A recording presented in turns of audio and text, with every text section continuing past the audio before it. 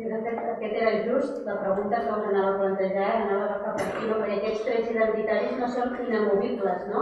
I en un món de fronteres permeables, fins a quin punt la identitat nacional no és canviant també. La identitat nacional al final és plural i també evoluciona, no?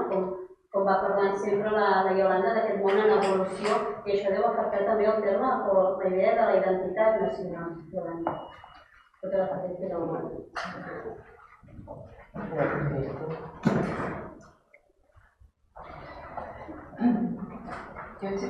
Yo siempre he pensado que en relación con la identidad nacional, realmente cuando cambias de país y te vas a otro país, te quedas un poco como si no estás ni dentro ni fuera. Y a veces es incómodo porque llega un momento que ya no existes en tu país tampoco. Pero al otro lado es cuando superas lo incómodo de esto, de golpe, pues es una situación de privilegio, porque no estar dentro y no estar fuera es justo estar un poco como decíamos, dentro de la mezcla, porque puedes ver, eres un poco como un turista de los dos, ¿no?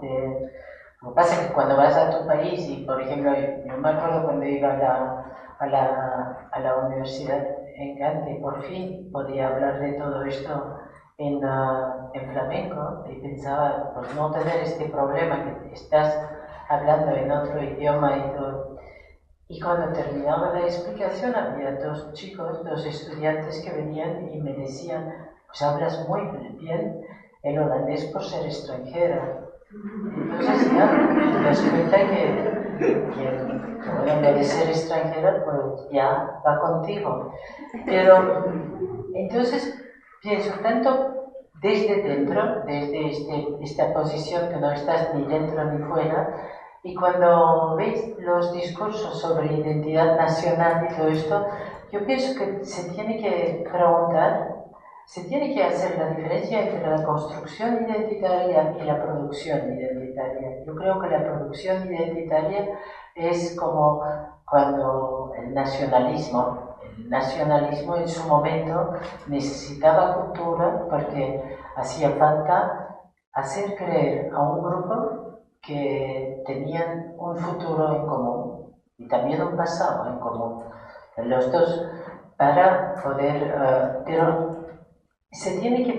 pienso que se tiene que preguntar, se tiene que pensar que aquí hay un proceso de selección, porque hay elementos que se valoran y otros que no están valorados para nada, y valdría la pena si se ve como una construcción, de preguntarse qué personas, por qué razones particulares y en qué momento determinado, con propósitos definidos, se define de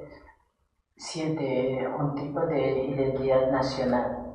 Yo pienso que, no sé, yo por ejemplo, si en Bélgica, si estoy con un extremista flamenco, a lo mejor yo me puedo sentir más cercano de una idea nacional belga y no tanto una idea nacional flamenca. Pero cuando estoy hablando con un funcionario europeo de Bruselas que solo quiere hablar francés, entonces yo me puedo definir como muy flamenca y sentir como una identidad flamenca.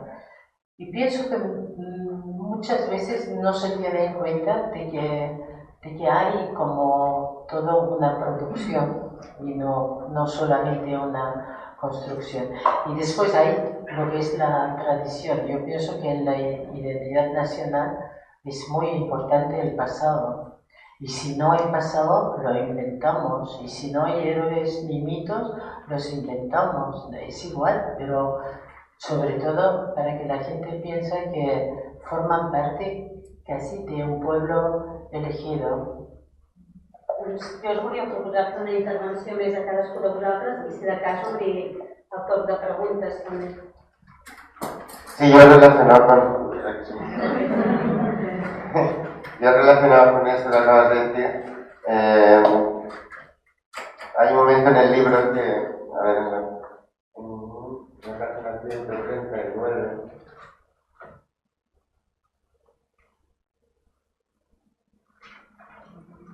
que dices, para dibujar esta frontera se utilizan ciertos rasgos culturales, como marcadores de una identidad específica donde el otro existe.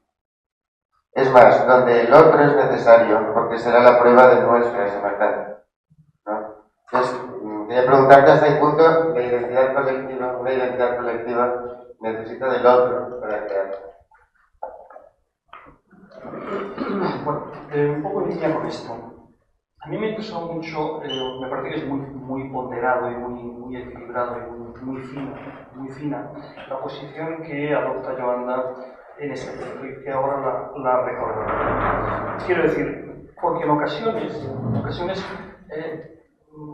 se puede incurrir, yo creo que en el error de dar por descontado que o se está del lado de quienes creen en la existencia de identidades colectivas, bla, bla, bla, o si no, la alternativa es una especie de cosmopolitismo ciudadano del mundo, ¿no? Y, bueno, yo no dudo que haya gente que se siente ciudadana del mundo, pero yo creo que es muy complicado sentirse ciudadano del mundo. Uno se sabe ciudadano del mundo, pero sentirse ciudadano del mundo me parece un poco extraño. O sea, dicho con la jerga filosófica, la experiencia de la universalidad a mí me cuesta entender. La experiencia de lo particular tengo claro lo que es. Pero la experiencia de lo universal, ¿qué quiere decir sentirse ciudadano del mundo? Yo no sé lo que es. Entonces, es cierto que existe. Para mí la cuestión es, claro que existe, que uno está siempre en una posición. Y claro que uno se siente más una cosa que otra en función de la propia historia. ¿Cómo uno, no va a tener un mayor apego a aquello con lo que ha convivido que aquello que no conoce de nada? Eso es obvio.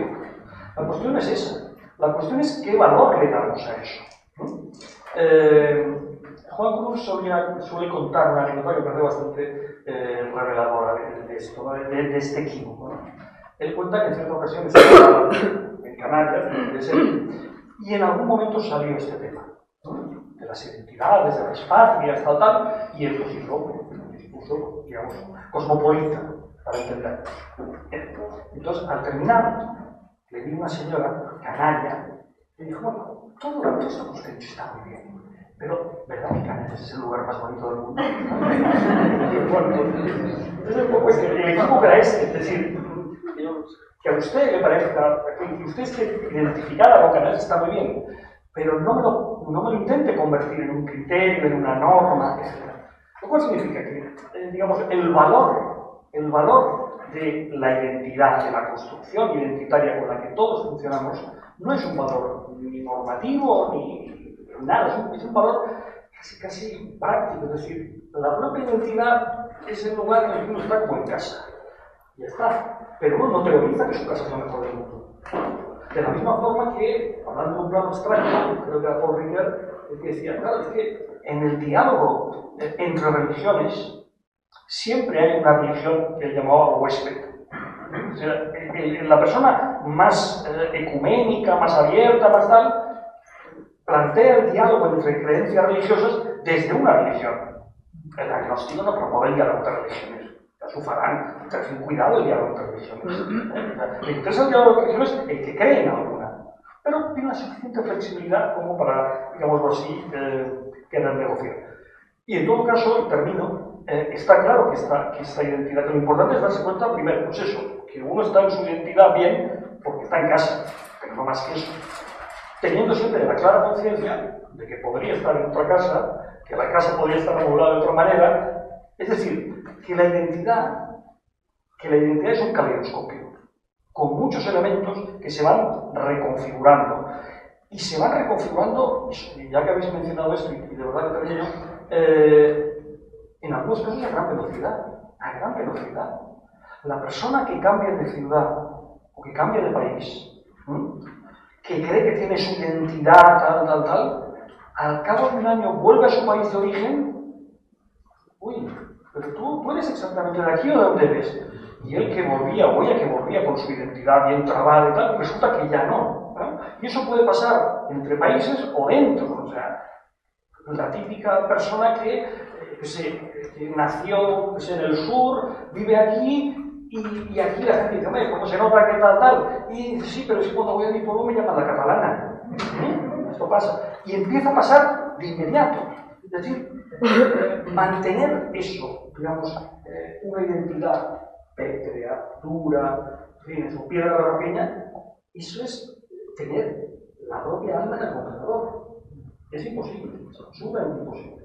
Entonces, tenemos que aceptar, creo yo, con esta distancia, ¿no? Con esta, aquello, le tenemos cariño porque es la nuestra, pero nada más que por eso. No tenemos ninguna razón más para tenerle cariño. Y hay mucho, claro.